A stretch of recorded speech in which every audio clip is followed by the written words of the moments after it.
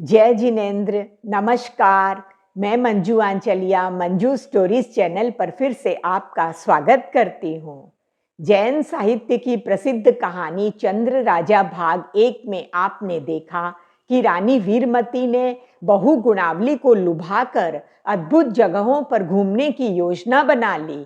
अब भाग 2 में देखेंगे कि रानी वीरमती और गुणावली की योजनाओं को जानकर कैसे राजा चंद्र ने उन्हें भ्रमित किया।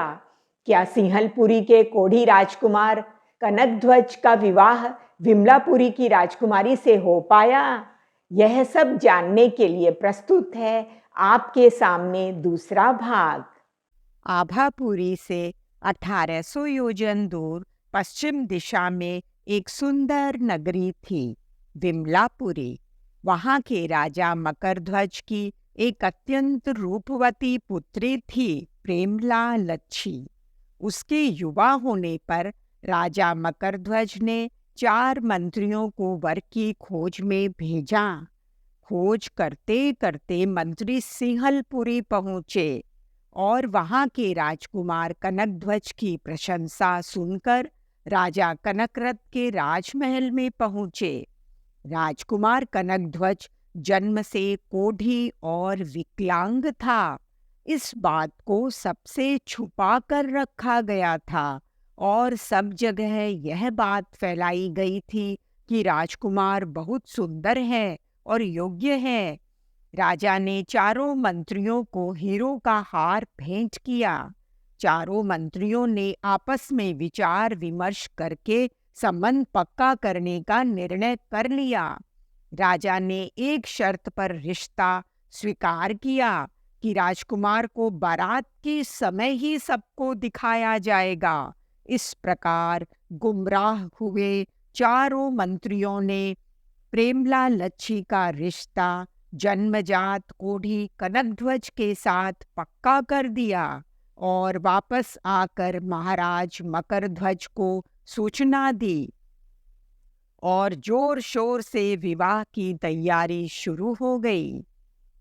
इधर आभापुरी में रानी वीरमती एक दिन संध्या के समय गुणावली के महलों में आई और बोली, बहू, मैं तुझे देश विदेश घूमने की बात कह रही थी न।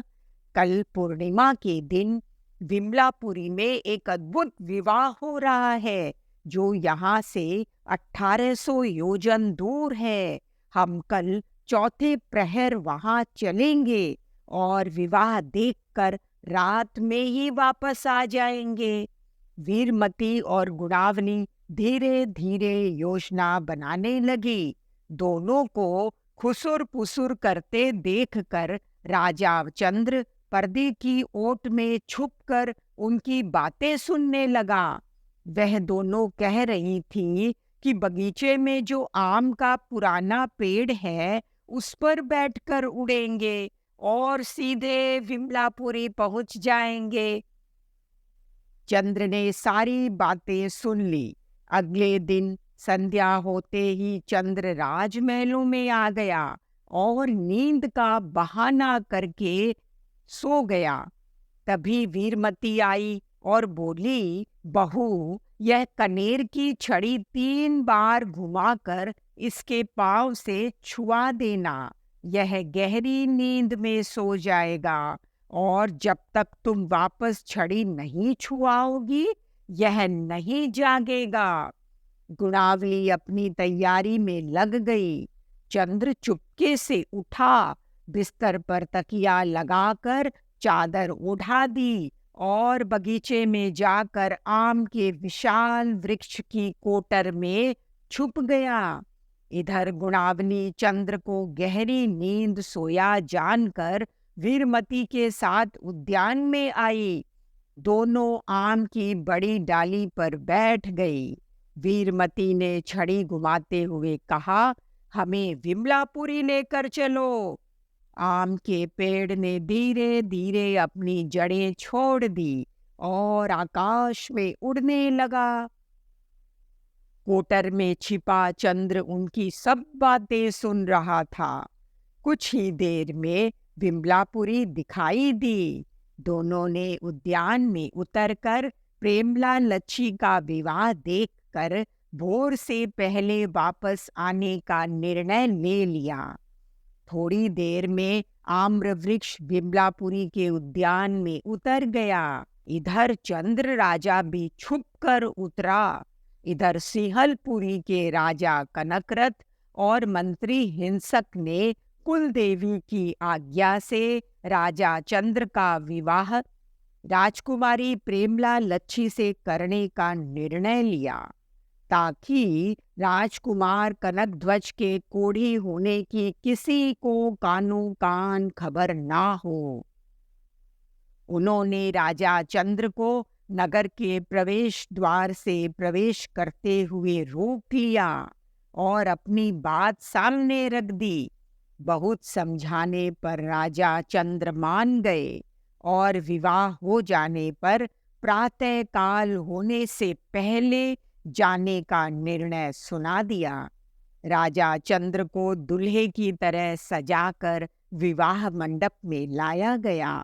वहां वर राजा के रूप में चंद्र को देखकर गुणावली चकित रह गई।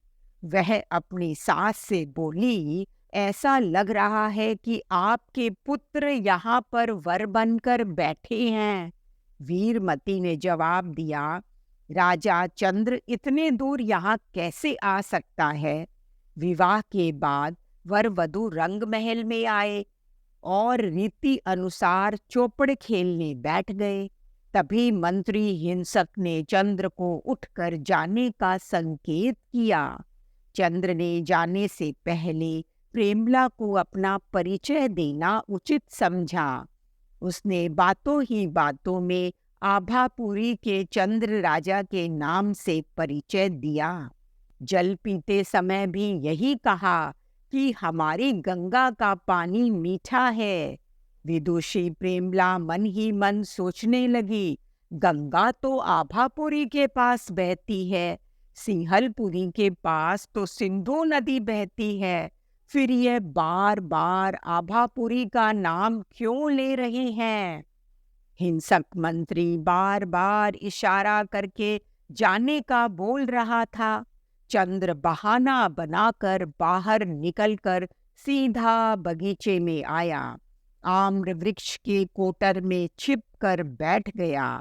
दोनों के महल में पहुंचने से पहले ही चंद्र निकलकर सीधा महलों में आया और अपने पलंग पर सोकर गहरी नींद का दिखावा करने लगा। इधर चंद्र के जाते ही हिंसक मंत्री ने कोढ़ी कनकध्वज को प्रेमला के शयन कक्ष में लाकर खड़ा कर दिया। प्रेमला ने उसे देखते ही डांटा, कक्ष छोड़कर जाने को कहा। कनकध्वज जबरदस्ती प्रेमला को पकड़ने के लिए आगे बढ़ा तो प्रेमला ने धक्का देकर उसे दूर कर दिया। शोर सुनकर राजा मकरध्वज आदि भी आ गए। अपनी करतूत का भंडाफोड़ होते देखकर हिंसक मंत्री ने दूसरी चाल चली और राजकुमारी पर विष कन्या होने का आरोप लगाया कि इसने हमारे राजकुमार को स्पर्श करते ही कोढ़ी बना दिया है। प्रेमला ने राजा मकरध्वज को बताया कि रात में जिसके साथ विवाह हुआ वह जरूर आभा का राजा चंद्र था। इन लोगों ने उसे भगाकर इस कोढ़ी को मेरे पास भेजा है। राजा सिंहल ने एकांत में सभी पहरेदारों और अंगरक्षकों को पूछा। सच सामने आ गया कि रात में आभा नरेश चंद्र आए थे। उन्हीं के साथ राजकुमारी का विवाह हुआ है। सारी घटना सुनकर मकरध्वज ने हिंसक मंत्री सहित पूरे राज परिवार को बंदी बनाकर कारागार में डाल दिया। इस घटना के बाद गुमसुम प्रेमला धर्म ध्यान में लग गई। राजा मकरध्वज ने प्रेमला के लिए एक विशाल दानशाला बनवाई। वहां प्रेमला अपने हाथ से साधु याचकों को नित्य दान करती और दूर दूर से आए याचकों से आभापुरी और राजा चंद्र का समाचार पूछती। आगे की कहानी जानने के लिए तीसरा भाग अवश्य देखें। धन्यवाद।